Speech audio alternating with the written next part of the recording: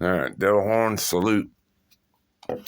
Good morning, AM. On the best morning show on the Donkey Tube.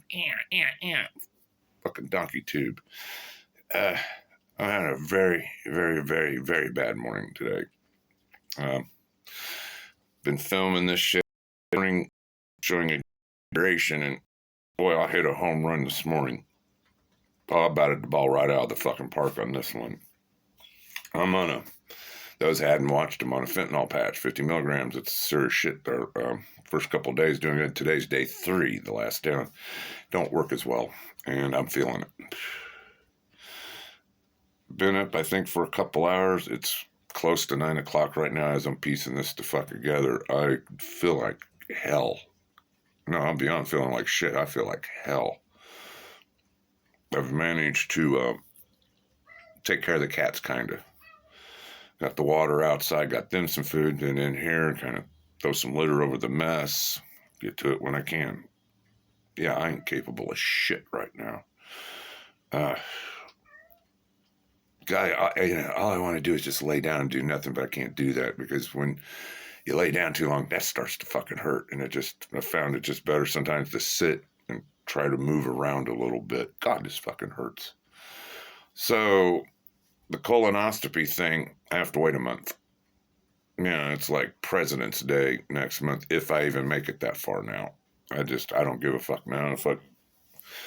I feel confident if I go into the emergency room now, I can point to a patch on me and says, don't fucking sit there and tell me, doctor, there's nothing fucking wrong with me.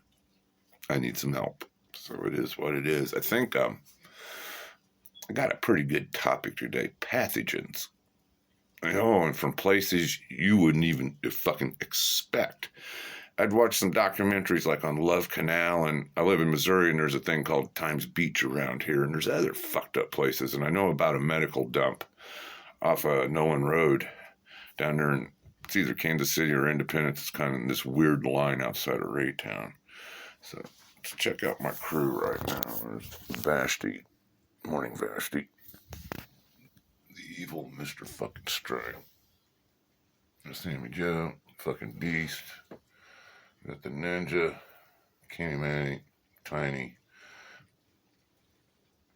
Buffalo Biff. Tom's still in the game. There's Bam Bam. There's my pretty kitty. There's my pretty princess. There's my pretty princess. Foxy fucking Roxy. And I'm not walking around today. I hurt too bad. And see, so we're warming up in Missouri now. I mean, there might be a slip up and, where highs at like 39 or so, but no, we're hitting 40s, 50s. Decent mornings. It ain't as cold as God as it was, thank God. But it's still cold in the house. Danny Death, good morning if you're watching. I hope you're doing better. I hope it's getting warmer where you're at. Stay safe, stay warm, bro. I'm thinking about you. Little Grizz84 with your magic fucking horn. West Coast, thank you, sir, for watching. Loved the comments. Thank you for all your support, bro. Fritzy, Conor McGregor, Mr. Matt, I hadn't seen you in a while. Anyway, guys, thank you. Thank you so much. Blessings back to you guys. Everybody else, hit this like and subscribe. I'm still stuck. Yeah, I'm stuck at 952. So I can't get no movement on my subs. So anyway, pathogens. Yeah, I was watching this shit about, communities built on top of waste dumps and shit and keeping on shit. Yeah, we're out of smoke. I have to use Vapey, and Vapey almost gone. I'm sucking fumes on that and drinking cheap $10 bottled water. And there's Freddie. What's up, Freddie? There's Freddie. There's my Freddie. So yeah, we're drinking cheap $10. Yeah, we're broke as fuck. I got my tax thing, but I got to turn that in. There wasn't no point in taking it yesterday being Friday. Today's Saturday. Happy Sabbath. And might as well wait next week. And that's $60, $80 to get, to make $600. So pathogens, yeah, they're all around us. I think one of the most fucked up countries on the planet would have to be France with all the pathogens in the soil. Think about it. We'll just use the First World War as a pathogen nightmare. All the blood, the gore, mechanical fluids, hydraulic fluids, oil, diesel, gasoline, flaming things and poison gas. Yeah, me and Mel were going around looking at the cemeteries. I noticed that all the people that fought in World War One died in the 1930s. Most of the tombstones around here, anybody fought in World War One died pretty much in the 1930s. They didn't last very long. We have one of the first colored cemeteries in the area down here.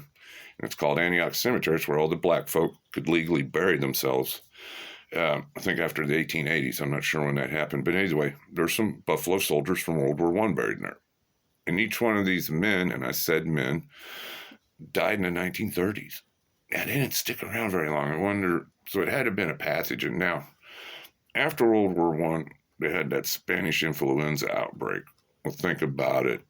The rats, the death, the disease, the gore that coming out of France, and the people coming back home or missing body parts, whatever. These people are bringing this shit back home and carrying it all over all over the world, back to their homes and shit. Yeah, people got sick as fuck. Pathogens. So, let me look at my notes here. So, I'm on the subject of World War One. I kind of got to thinking after I was watching these gas attack things last night and shit. And I was fortunate when I was in the 6th grade. I had a friend, and I actually got to hold these items. There was a World War One doughboy helmet. It was kind of rusty. You didn't really want to put it on your head. It was rusty. A French helmet. Yeah, no shit. A real World War One French helmet. And the best thing was the gas mask. Yeah, you got to handle a World War One gas mask. This been in mustard, phosphine, chlorine gas, been through blood and gore and all that. And probably packed full of pathogens. I'll get to that in a minute. No, it's cool. It still had the chest thing there. It still had the little canister in there, the little tube that goes into the mask, but the mask, it was so old, it was kind of smashed down like that, and you really, say goodbye, Freddie. You really didn't want to open it, but I got to handle this thing. That was in the 6th grade, so I'm not sure if I stumbled on a pathogen or not, unknowingly. Yeah, think about it.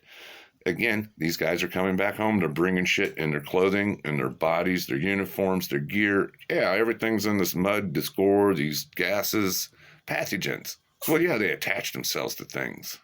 I mean, I'm not a scientist and I'm not a doctor, but from what I understand about diseases and how shit kind of works and how things under the ground make you sick over a period of time, kind of starting to make sense. So I was a pretty fast kid. By the time in 7th grade, we were doing this thing called a cross country, and all of a sudden, I was doing good in the run. I was doing about second, then all of a sudden I started falling back. Like, what the fuck, man? By the time I was in 8th grade playing football, my muscles hurt, Jesus God, daily. I mean, it was like, this was intense fucking pain, and I'm freaking out. I'm only in 8th grade. I shouldn't be hurting like that. Then, I was in average health. I quit playing sports and that, but I was still active. I could still run. I was still strong. One thing we stumbled across, too, is a medical dump. Outside of right down in Independence, Kansas, there's a medical dump. We stumbled around. There was all kinds of broken IV bottles and syringes and God knows what else we were walking on. We didn't know no better. We'd go back there shooting guns or shit or just kind of poking around. And this is also, too, was by where we used to play Little League football. So, anyway, let's see where we're going here. It's just like the Agent Orange shit, guys. Those guys how do you get a fire base on top of a mountain? How do you clear the top of the mountain? You bomb it, you burn it, and you defoliage. You put the defoliage on it, the Agent Orange, to get the foliage down. So these guys are in this dust and all this other shit, and they brought that shit back home too. So pathogens. God, yeah, there's a ton of dead bodies 1 block away from me. Can you imagine all the shit that seeped into the soil here? Probably got into the groundwater supply. Yeah, they didn't used to want dead folk around a city because that shit gets into the groundwater supply. That's why everything's out in the burbs now or a little farther outside of the fucking community. So, just some food for thought. Never know what you bump into. we're always, and there's workplace hazards too. I used to spray industrial steel that went into like Fairfax, the automotive place that builds Chevy cars. I used to paint a lot of the steel that went into that place. Yeah, all the acetone, all those chemicals you're breathing in, you had to wear a respirator, but you're covered head to toe into chemicals. When you get home, it's all in the clothes. You carry it to your house. Worked in a paint shop. About 4 o'clock every day, everybody got a little stupid from the vapors. Loved the vapors. I used to be so bad, I'd get cock, and I'd start singing Shirley Temple. Animal crackers in my soup. Monkey and the rabbits go loop-de-loop. Yeah, oh shit, breathing vapors, man. Worked with this guy, Brad. Yeah, he'd get strange about 4 o'clock every day, about 2 hours before we closed. Yeah, the vapors start getting to his brain. He'd worked too many years in the paint shop. Yeah, I had one friend, David, he was tearing down Sugar Creek. There was an Amco place out there and full of asbestos. He said he'd just sit down in the asbestos and smoke a cigarette. Didn't give a fuck. I don't think he's with us anymore, by the way. But anyway, black lung disease. Yeah, just everyday hazards. Your house could be built on top of something you have no fucking idea about. So I think I'm done. I'm going to end it. So, yeah, pathogens today in weird places. So, yeah, I wonder if I got something from that mask. That's kind of interesting. So, hit my like and subscribe, guys. Thanks for watching.